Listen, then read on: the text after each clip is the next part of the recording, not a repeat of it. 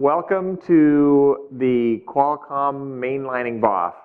I have never done a Qualcomm mainlining BOF before, so I don't know what the heck I'm doing. But that's never stopped me before. I'm a senior software engineer for Sony Mobile, and we use a lot of Qualcomm chips in our products. And so we have a vested interest in kind of the status of the kernel, how close it is to mainline, that type of thing. This is just a BOF for basically anyone who's interested in this issue of getting support for the Qualcomm SoC upstream, the status of that. I very hastily put together these discussion points, and so this is not kind of a top-down driven project. I don't know, or should it be? I don't know. That's a discussion of the BOF.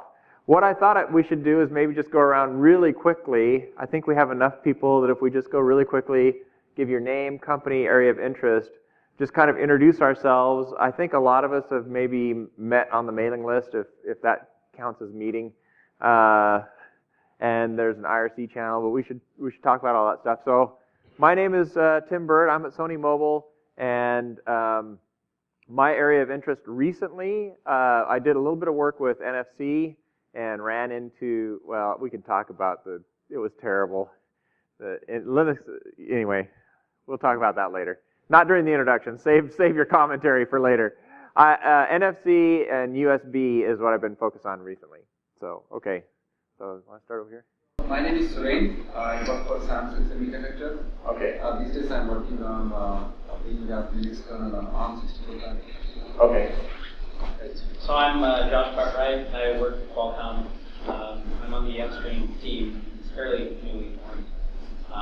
Right now I'm focusing on some of the interprocessor communication stuff, RPM, such as, and then also I'm also had previously worked on the gaming side, so doing gaming and SPMI. So. Okay. Oh, we're very excited to see you make some progress. Andy Gross, Qualcomm. I'm on the upstream team as well. I've been doing a myriad of tasks lately: EMA engine, My2C, some SPI, some control. Working on A and B family, which is the 8974, 8960, IDQ, ABQ, 64. All right. Okay. I work at Hanson, Sony Mobile.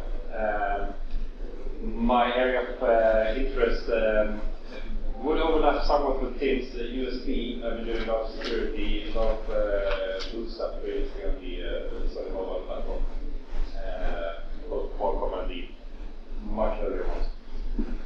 Bjorn Andersson, working for Sony.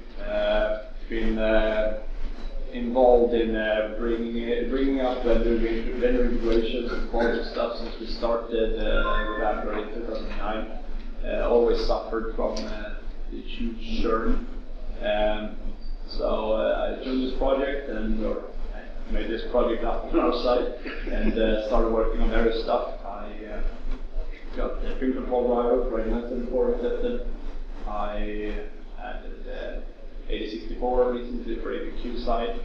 I worked on some cleanup stuff for I2C, and currently I've been spending quite a lot of time trying to get SMD, the shared memory communication up and running. Okay. Cordy Gavin, Sony Mobile, interest. I don't know, most recently it's been like maybe 941 and a whole bunch of stuff related there. And I've been waiting since October for Josh's patches on that. They never came. Okay. So, yeah, that's been the latest thing. So I have, 5 or 6 drivers pending those. But yeah, most of it's just been payment stuff. Okay. Frank Rowan, filling out the Sony Mobile contingent, and I'll just steal Tim's comments and interests. Okay. We're introducing ourselves. Just name, company, and area of interest if you're... My name is Kevin Hillman. I work with Lenaro and work on power management, and I help with ARM system maintain. Okay. I'm Stephen Boyd, work at Qualcomm, the Usher team, and most recently in the clock stuff. Okay. I'm Tetsuki Kobayashi from Japan, Kyoto Microcomputer. I'm here for just curious because I have an experience to port Linux kernel to our division board. Okay. Kevin Herbert with Cisco Meraki. I have a lot of different boards with a lot of SOCs. I've done the legacy Microsoft zeros that have PCA and it's not PCA, so I come in and look. Okay. Great. Hey, I'm Woody from Qualcomm Quick. I work on Qualcomm chip from the first Linux project, and right now I'm working for the unique management drivers, and they also come with clock. This is my first time to attend ELC. Okay. Great. Rishi Bhattacharya, I'm at Qualcomm and working on several platforms where upstream focus is a hard recording. Kumar Gala, work on the upstream team at Qualcomm as well, and looking at baseboards for, right now, our networking SoCs, some of the stuff that Josh made. Okay. Archibald Watt, Qualcomm Open Source Software Strategy, also work in the LLVM Linux project, trying to get Clang built in this term. More power to you. Olaf Johansson, I work for Google. I'm mostly here as an ARM associate engineer. Bert Vermeulen, Hacker Supreme. I'm just here to find some Qualcomm people to hit them up for super secret data sheets. Yeah. Oscar, Cisco Systems Norway, and PDF Linux co-maintainer. I'm very interested in the status of streaming PDF Linux drivers for Qualcomm. I'm Alan Ott, I'm a consultant. I don't really know anything about Qualcomm, but I like upstream, and so I'm here. All right. Daniel Walker, and I work for Cisco Systems, and I used to work for Qualcomm, so I'm interested just for that. Hi, Steven Shea from Motorola Solutions, just interested in power management on Qualcomm chips. I'm Tim Zhu, also from Motorola Solutions. I work on the ARM batteries. Nikolai Wu, and I work here for Sony Mobile as a consultant in the consulting system. And my areas of interest are vulnerability and RAM optimization. Okay. I work for Rico Innovations, ultra low power RF communications, energy harvesting, sub-threshold technologies. So basically everything is very low power, extremely low power.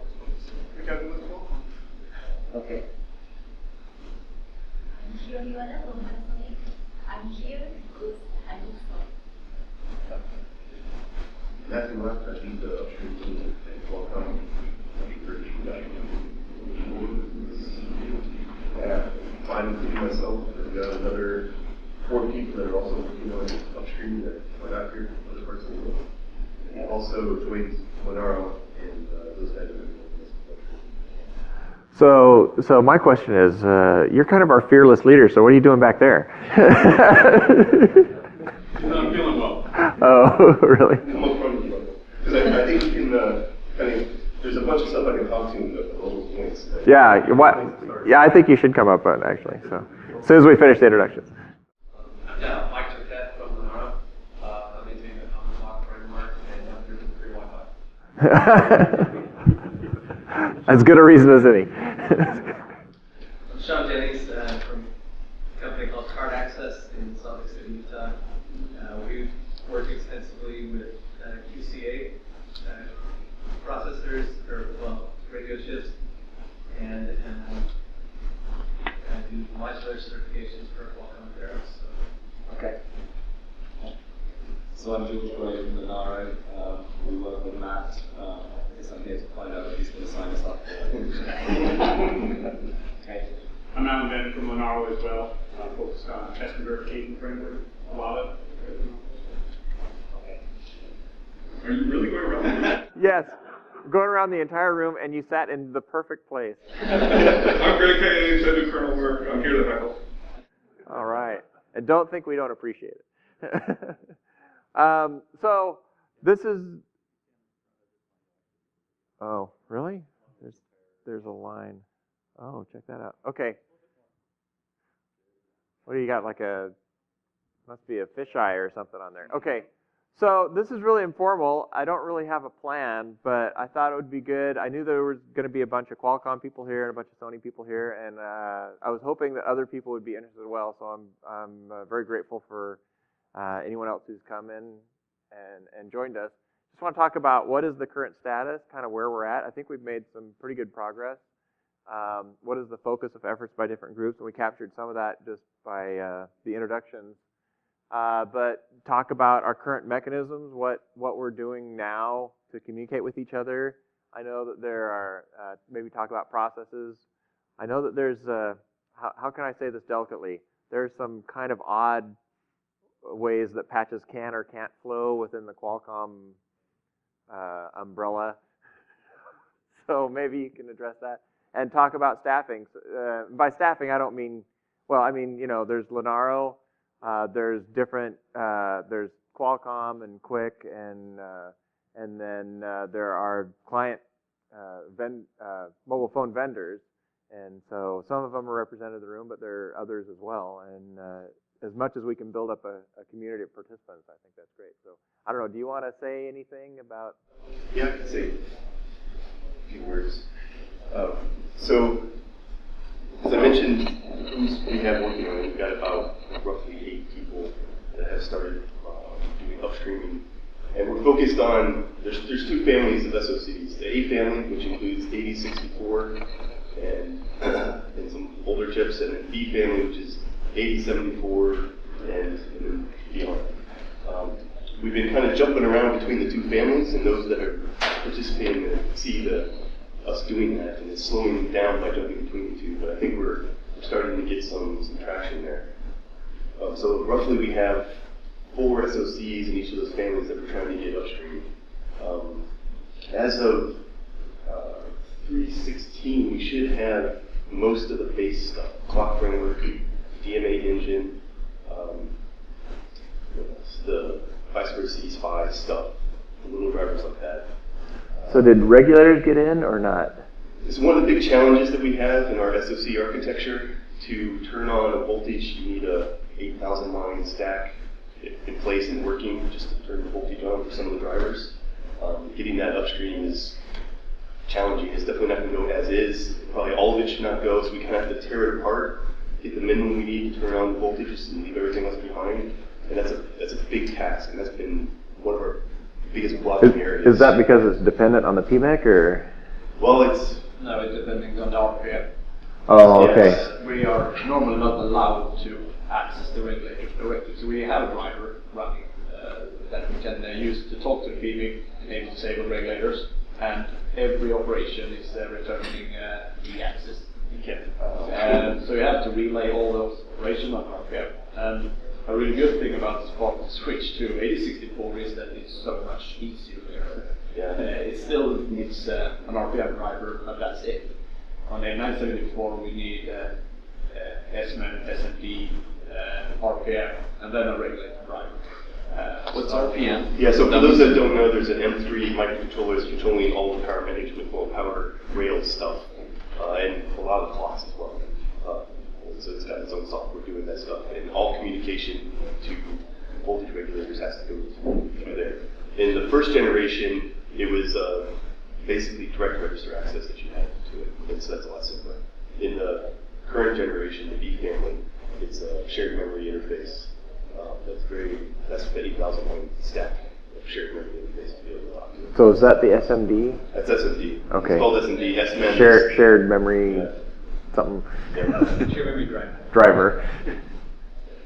So that's probably the biggest challenge that we're facing right now, because we have a whole bunch of USB patches going upstream, but it's not fully tested because we don't have regulators, so someone else can't come along and then validate that the USB is working until we get this stack or something else. Well, I mean, the USB patches, I mean, they're like V8 or V9 or something. Yeah.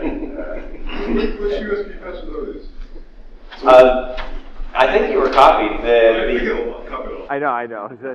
I've been ignoring some, so should I be not ignoring? Well, no, Felipe Baba, is that his name?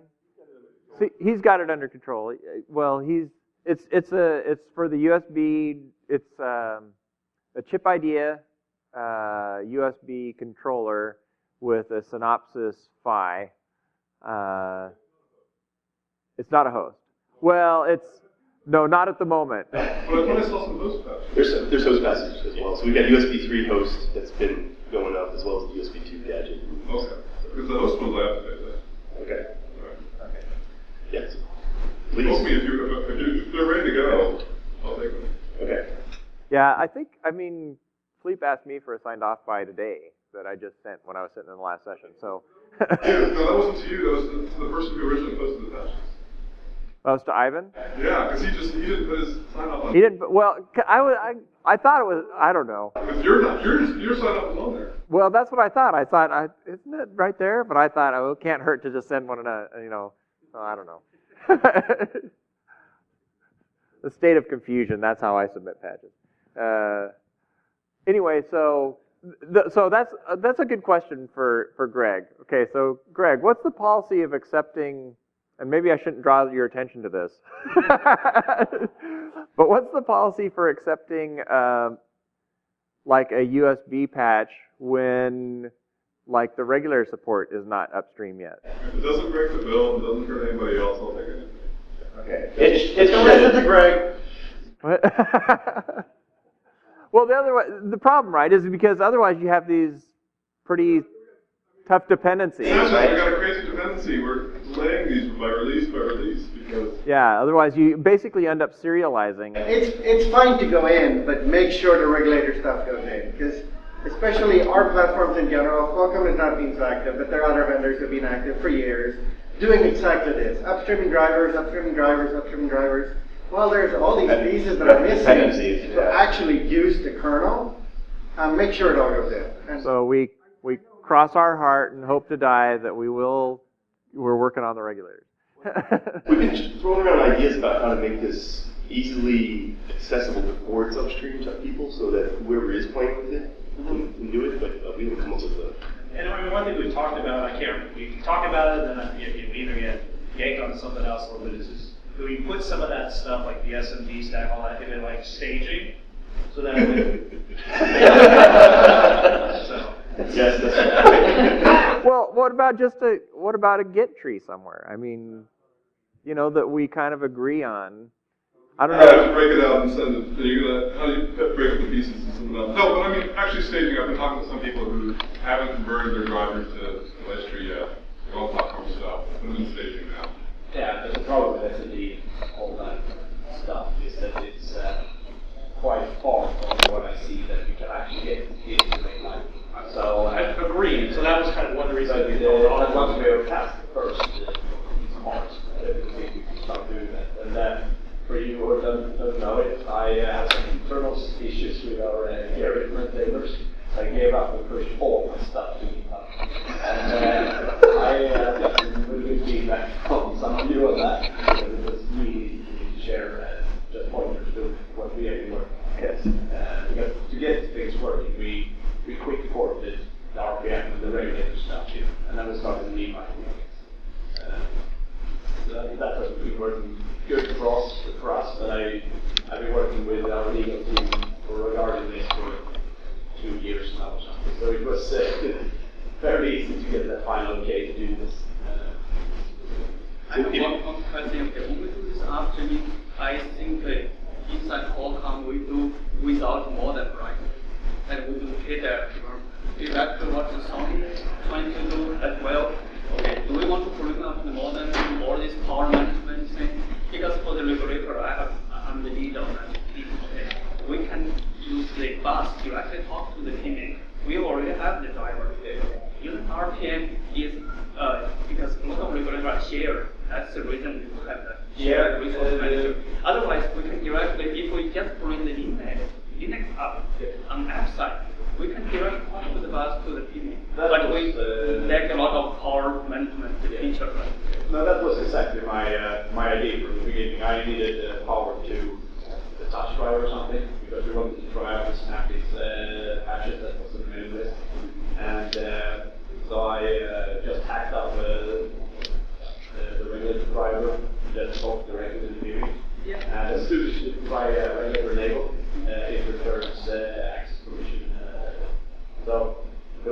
root is set up on all of our devices and so on, is that you're not allowed to talk to the team directly regarding regulators. Because we have loaded the RPM. Yes, so you have to use the voting mechanism to put it in RPM.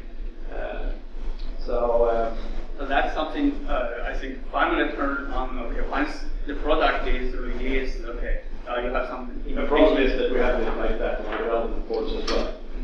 So all of the boards available to me have this problem.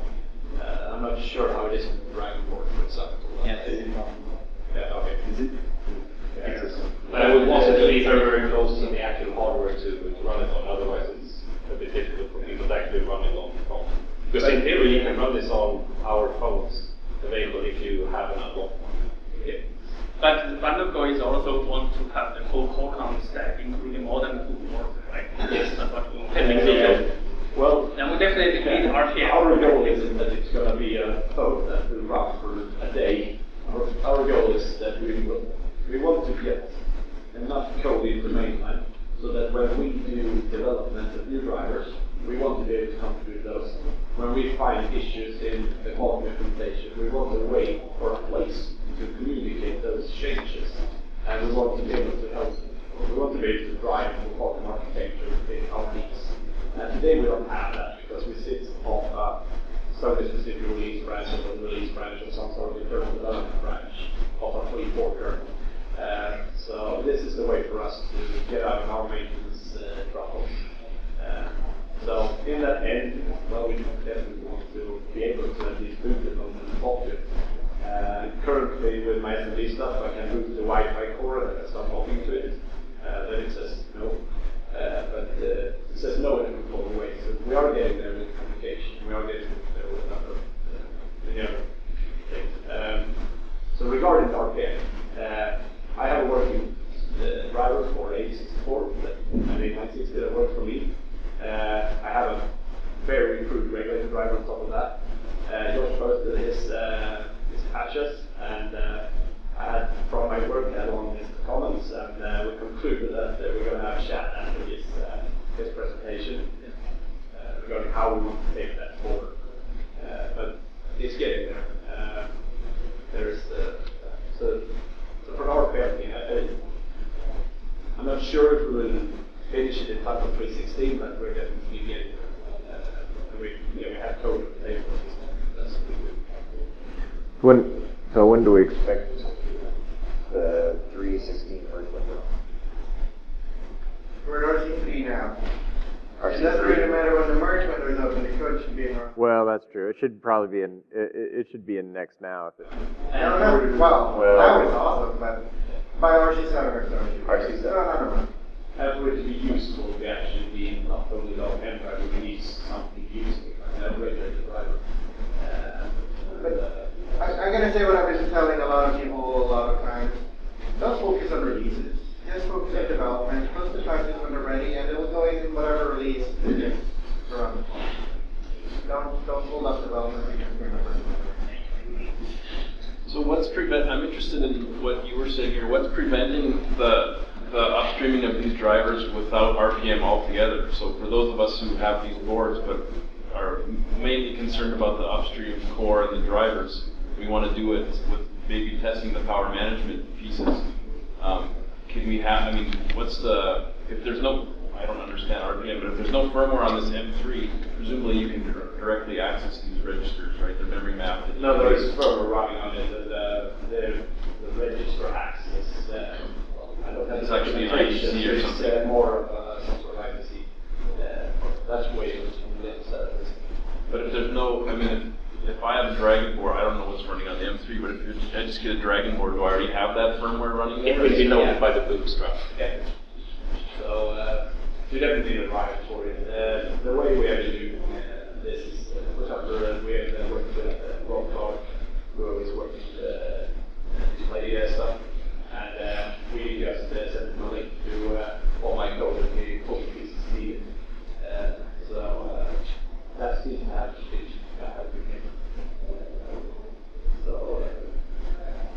yeah, I think that's we need to give people a temporary place to use this while let's work on the other stuff. Yeah, because I'm thinking about the runtime PM core implementation and suspend, resume, and all that stuff. It's going to have to go through the same layer. Yeah, for suspend resume part, okay, we have Qualcomm.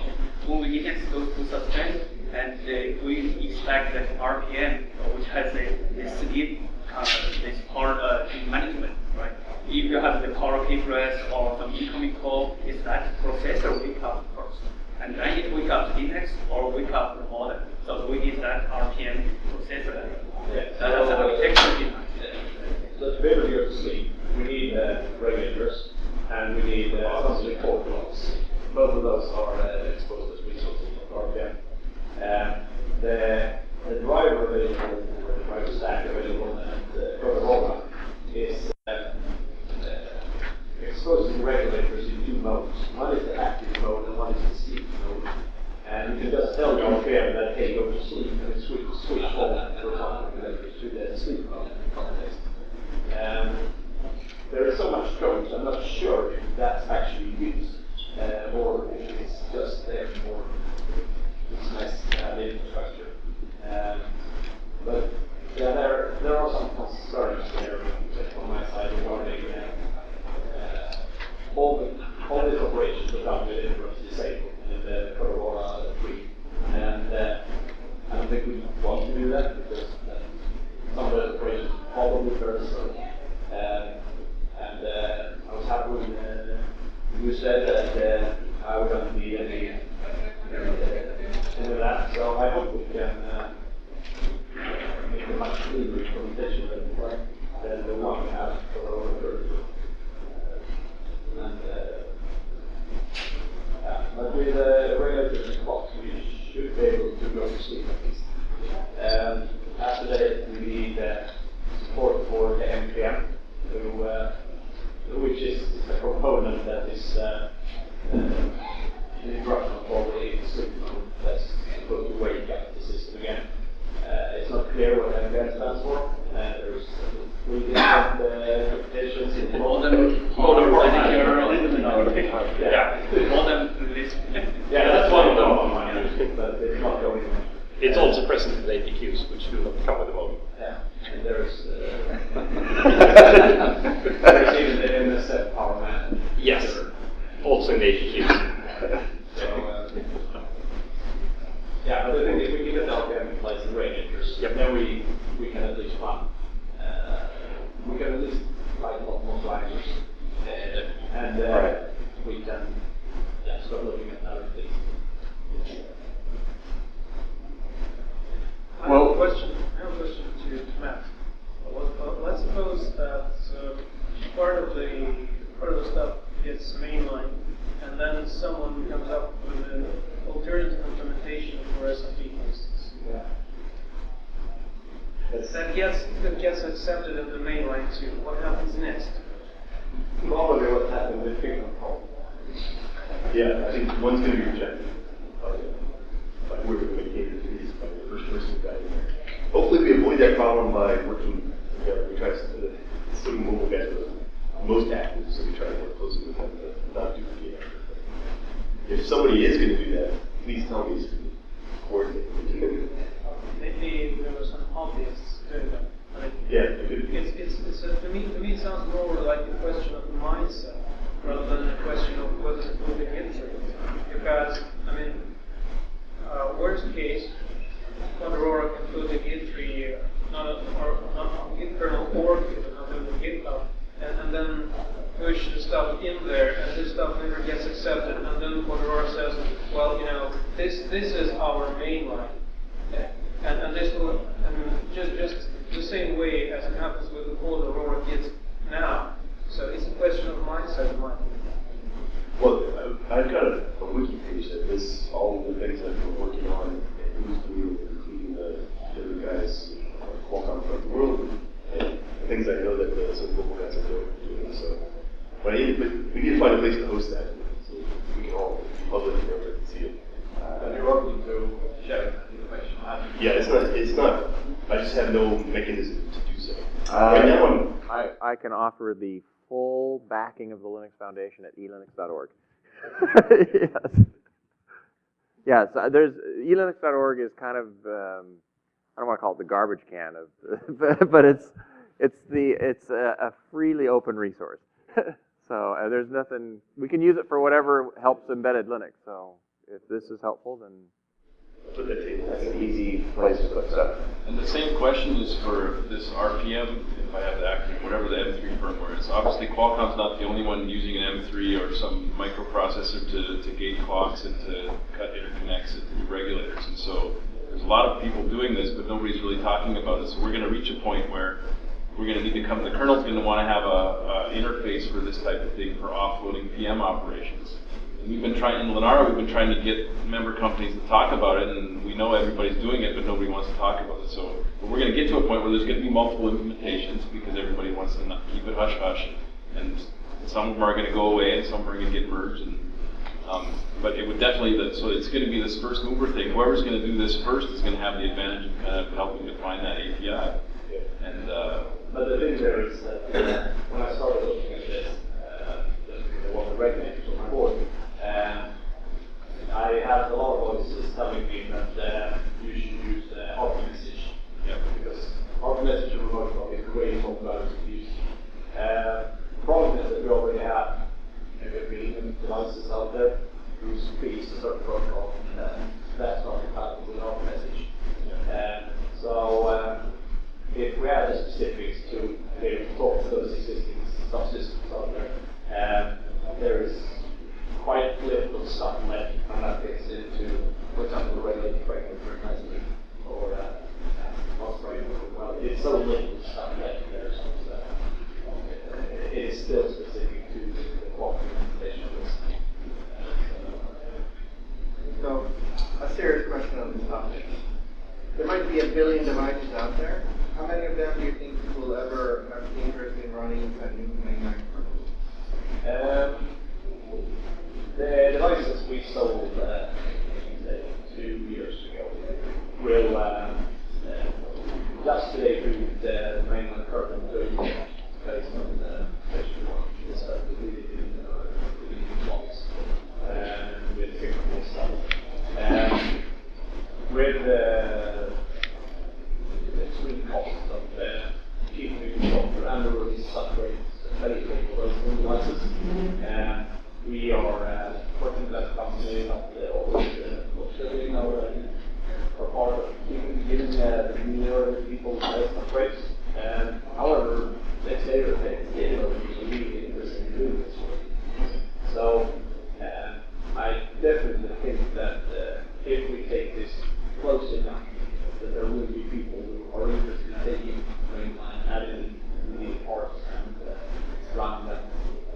running Android on those devices. Because Android will run on those devices for a couple of years. So it might feel a little bit of a stretch goal, but I think that there is an interest.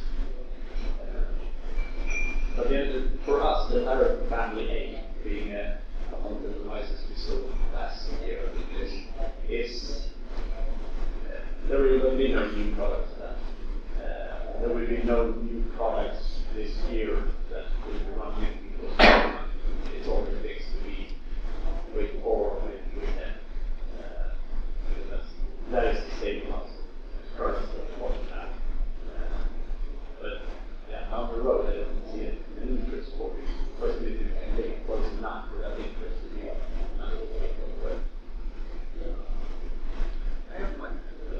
for family A Qualcomm chips, it was using the older kernel, there was low device weight, and I wonder what is the motivation to try to do that family A first?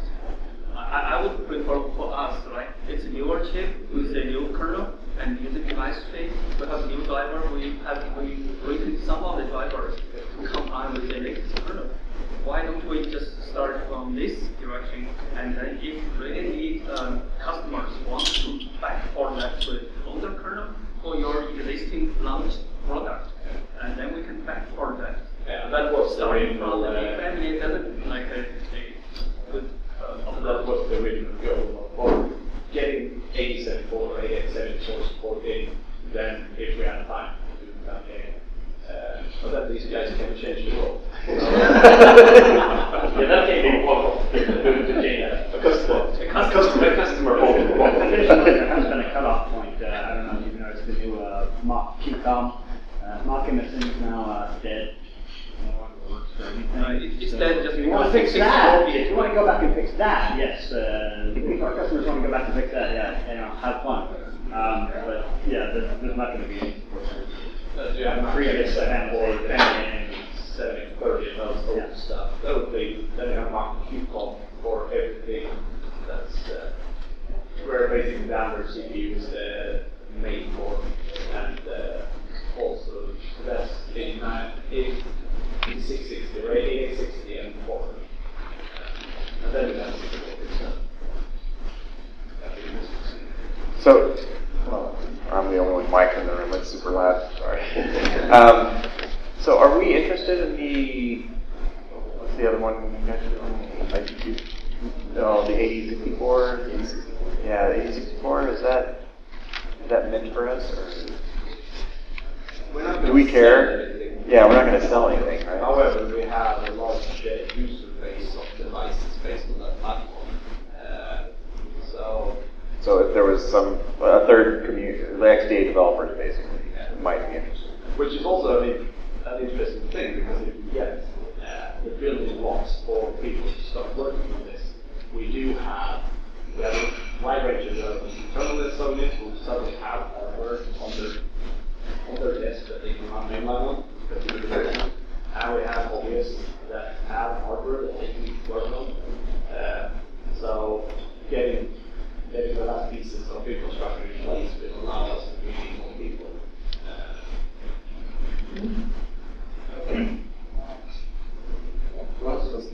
Well, speaking of more people, do we think any other companies are interested? I mean, you guys have other customers, right? Sign supply? No, that's not true. Yes, there's signs of that. I think we'll see some more people. Really?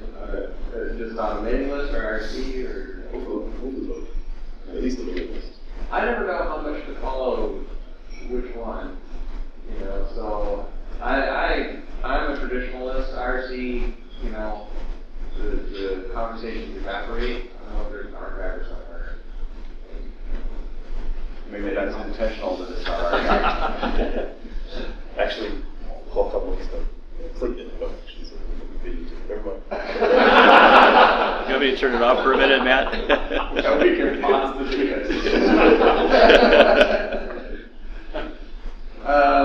Anyway, so I don't know. So is there anything we could do as a group, kind of proactively, to talk to some of these companies?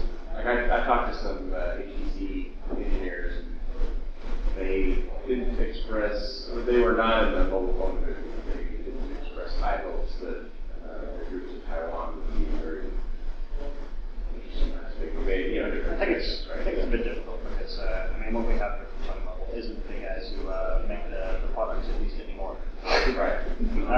We're the guys who are actually responsible for doing just what we're doing right now. And I think we have the same thing at Qualcomm. The guys responsible for doing exactly this. So I think if you talk to a company like HTC and you say, hey, are you guys interested? Well, if you're not talking to the right time, they're going to say no. Right. We're interested in selling products. Go away. But that's also because we're quite far from the goal right now. Yeah. As we're getting closer and closer, more functionality is in place, then we probably can have more companies coming in and just doing what we're better than back. And at that point, it's good if we have college information of what are people working on, so that we have people contact the right person before we start wasting all of that. Well, okay, so another besides clients, all this about the whole Lunaro connection. Is there going to be a landing team? Yep. So as I mentioned before, Lunaro, we joined Lunaro, and part of that is we have a landing team, and the members of the landing team are going to help us do two things. One is upstream. So for the people that are watching, you've probably seen a guy named Stream UK sort of post some patches upstream. Just within 2 weeks of starting, and that stuff going up, so it's fantastic. The other thing that they're going to do is take the Monero Ubuntu distribution, and get it running on a board. So we'll have a complete distribution, graphics, keyboard on IFC 6410, which is an 8064. So our embedded business unit is very much interested in building up a community around that chip. So that's another reason why we came back to the A family and wanted to support it. Hopefully that's going to spawn more people in the community to be able to participate in this. We'll have stuff upstream for that chip. We'll have a complete user space that can run on it. We've got Rob Clark, the Neutrino stuff, so the GPU is actually usable. So it should be kind of good. Rob's also making a Fedora distribution for. And right, Rob's got Fedora distribution today. It's quite nice. So, just a question for me. Yes. What are the plans for camera ISP stacks to upstream that? I just got somebody spun up on that. Hopefully you'll start seeing patches in the next couple of weeks. Yes. I was going to mention. Looking forward to that. I'll be happy to review that. We use, you know, of course we've got the accelerator for video and camera and all that stuff. And we hacked the 4L2 layer a bit. I've been looking at some of the codes in the Code Aurora repositories, and that code. Yeah.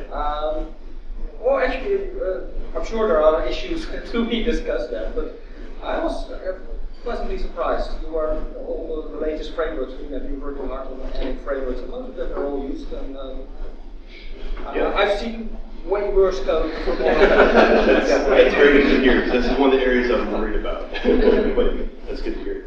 You know, they've done a good job actually making sure that they follow. And you know, for a silicon company, we're on 310 now, and we're continuing to move pretty well. So they don't do a bad job of following the latest frameworks and making sure they stay to it as much as possible. I was frankly quite impressed. Yeah. I have seen some free-scale MCX whatever stuff. Appalling. So the main thing we got to figure out is what exact use cases of V4L2 that we want to get upstream. If you want to talk about that, or perhaps also today or tomorrow. Yeah, that'd be great. It's fine here. But next back to the question I have for you yesterday. So do you want to be test fast for the development boards? We haven't been saying no to any here today. Yeah, you want all our products? Can you send us the phones too? If you participate in supporting the phones, then sure. I think you're the only You vendor. will know as soon as they break mainline. I think you're the only vendor known to date that actually even has the solution, and I'm going to use that word here, of being able to run mainline on top. There's just so much great stuff. Well, okay, so we're getting up to a shell. Yeah, that's completely useless on a phone. I mean, you can't phone place the call. You can't even, play games. Check this one. Busy clock. Well, platforms where you already need thousands of patches to get it going. It probably makes more sense to keep the device tree in those thousands of patches too. But we're not going to turn it down. I mean, if you're looking to upstream the device trees for all those phones, chances are the fragments that actually have mainline support are going to be identical, right? There's not going to be one device tree. Should be, well, that's what we get. Yeah, for now we can run. For now, it's going to be very similar. I mean, that's why you are phase owners. Well, no, the thing is that with the stuff we have in mainline and what's floating around the main list, you have, we have, for example, used as synaptic touch patterns. Okay. We have I2C, we have later bofs and everything. Okay, that's good. To run the synaptic patches, which was really good because we had to come with that. So, yes, it's a really far-fetched goal that you can use it as something that anyone outside the room can say, oh, this is how. But we want to take it so that it's a development platform available for our engineers. And by that, we definitely, I see that we definitely want to at least have a few of the tests available so that we can start working in